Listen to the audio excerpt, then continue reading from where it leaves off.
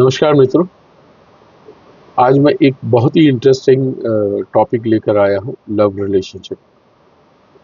अब मैं पिछले 18 साल से प्रैक्टिस कर रहा हूँ और यहाँ पर प्रैक्टिस के दौरान मैंने कई बार ये देखा है कि प्रेमी प्रेमिका साथ में आते हैं और उनका ये प्रश्न होता है कि हम बहुत सालों से रिलेशनशिप में हैं, लेकिन हमारी शादी नहीं हो पा रही है।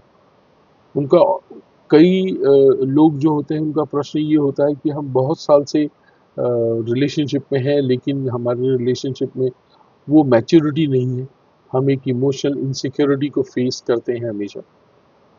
और भी बहुत सारी कंपैटिबिलिटी इश्यूज हैं हमारे बीच में। कुछ लोग आते हैं, वो कहते हैं कि हमारे रिश्ते तो बहुत मधुर हैं, लेकिन क्या हमारे घर वाले हमारा विवाह होने देंगे? कई बार लोग ये कहते हैं कि हमारे रिलेशनशिप में प्रॉब्लम है या समस्या है, क्या इसका कोई ज्योतिषी हल है, यानी कोई एस्ट्रोलॉजिकल रेमेडीज हैं? तो अब सबसे पहले ये समझने की ज़रूरत है कि एक अच्छा लव रिलेशनशिप क्या है? एक अच्छे लव रिलेशनशिप के लिए क्या ज़रूरतें हैं? तो एक अच्छा लव रिलेशनशिप ये है कि दोनों प्रेमी-प्रेमिका में अच्छी समझदारी है, वो हर चीज़ों को अच्छे ढंग से समझ के अपने आप में जो भी इश्यूज़ आते हैं, शांतिपूर्वक उसका निस्तारण कर देते हैं। अब रहा सवाल एक अच्छे रिलेशनशिप के लिए क्या ज़रूरी है? अच्छे रिलेशनशिप के लिए ज्योतिषी परिप्रेक्ष्य में यदि देखा जाए, तो उसके लव रिलेशनशिप के लिए जो हाउस का निर्धारण किया गया है, वो 5th हाउस है। विवाह के लिए 7th हाउस है। तो किसी भी रिलेशनशिप, लव रिलेशनशिप को मैरिज में कन्वर्ट होने के लिए 5th house, 7th house, 5th house lord, 7th house lord, लग्नेश, गुरु और शुक्र, इनका मजबूत होना बहुत जरूरी है। अब ये हाउसेस और ग्रह कैसे मजबूत होंगे, ये मैंने पिछले अपने वीडियो में काफ़ी विस्तार से चर्चा की है। फिर भी मैं इसका उल्लेख करना चाहूँगा कि यदि ग्रह अपनी उच्च राशि में है, अपनी स्व राशि में है, अपने मित्र की राशि में है, दूसरी चीज़ ये है कि उसके ऊपर कोई मैलेफिक इम्पैक्ट नहीं है या किसी शत्रु ग्रह में नहीं बैठा हुआ है, तो ये परिस्थितियाँ हाउस और प्लैनेट दोनों को स्ट्रांग बनाती है। साथ में सर्वाष्टक वर्ग स्कोर 28 से ऊपर का होना चाहिए। अब एक अच्छा लव रिलेशनशिप होने के लिए क्या चाहिए हमें? हमें चाहिए कि पंचम भाव और सप्तम भाव दोनों में कनेक्शन हो। अब कनेक्शन कैसे हो सकता है? या तो कंजंक्शन हो, कंजंक्शन यानी दोनों प्लैनेट्स एक साथ बैठे हो पंचम भाव या सप्तम भाव में, या किसी और अच्छे हाउसेस में बैठे हो, अपने फ्रेंडली हाउसेस में बैठे हो। पंचम भाव का सप्तम भाव में स्थान परिवर्तन, सप्तम भाव का पंचम भाव में स्थान परिवर्तन।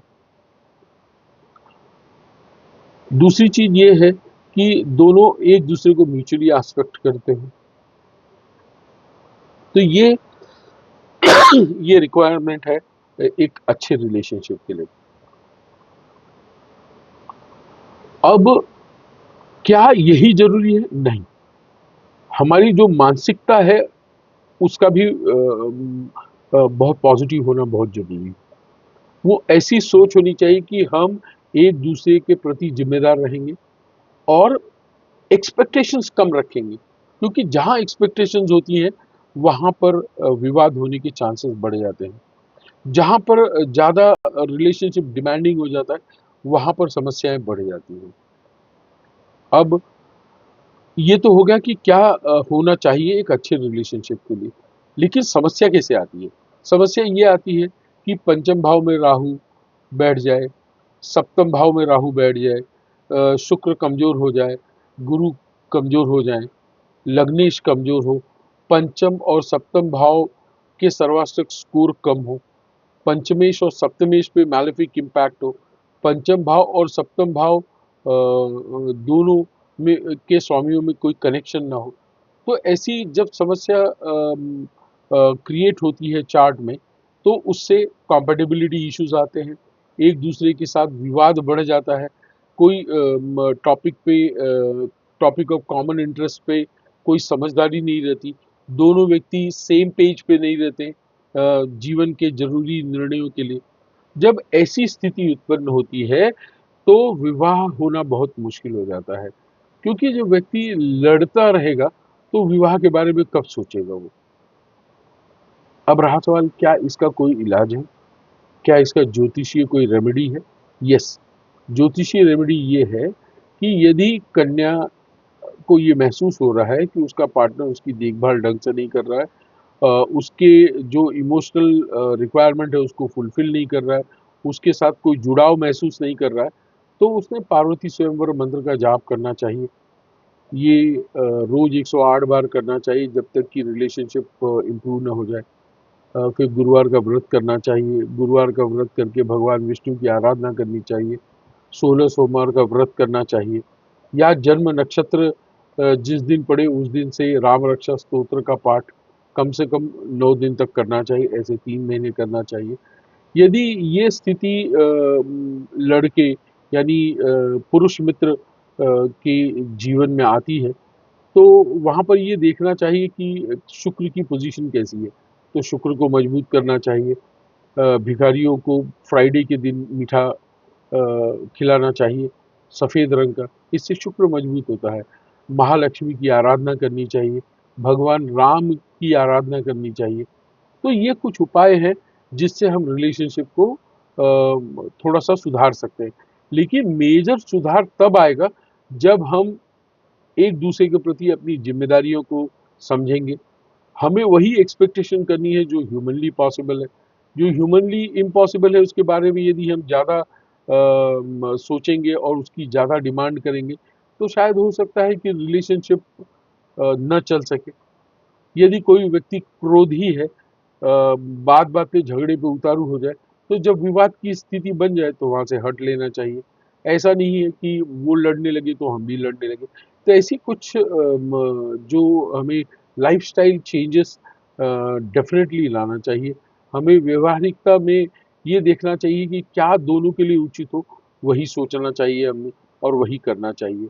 तो ये कुछ उपाय हैं, लेकिन ये अंतिम नहीं है। अब समस्या ज़्यादा बढ़ गई है या समस्या क्यों बार-बार आ रही है, इसका निर्धारण करने के लिए आपको किसी विद्वान ज्योतिषी का से संपर्क में आना चाहिए, उनकी सलाह लेनी चाहिए। वो आपकी कुंडली का पूरी तरह से अवलोकन करके फिर उसका एनालिसिस करके वो आपको रेमेडी सजेस्ट कर देंगे। यदि आपको ऐसा लगता है कि आप मुझे आपसे कंसल्टेशन लेना चाहते हैं, तो आप अपनी हॉरोस्कोप मुझे फॉरवर्ड कर दें और मैरिज ऐसा सब्जेक्ट में लिख दें और अपनी date of birth, time of birth ये लिख दें। तो जब मैं लाइव आऊँगा, तो मैं आपके क्वेश्चन ले सकता हूँ। अ, और यदि कंसल्टेशन लेना है, तो आप मुझे मेरे व्हाट्सएप नंबर 9004249995 पर आप मुझे व्हाट्सएप भेज सकते हैं और मुझसे संपर्क स्थापित कर सकते हैं।